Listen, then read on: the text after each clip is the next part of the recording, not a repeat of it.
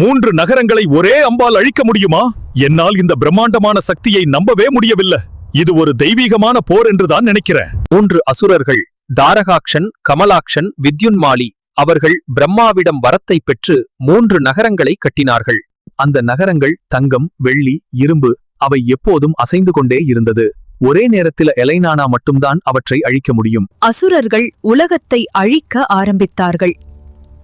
தேவர்கள் பயந்து சிவனை நாடினார்கள்.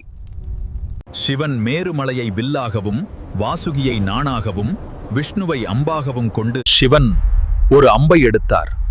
பிரபஞ்சமே அவரின் ஆயுதம்.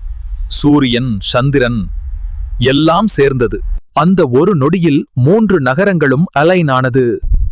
சிவன் ஒரே அம்பு விட்டார். அனைத்தும் அழிந்தது.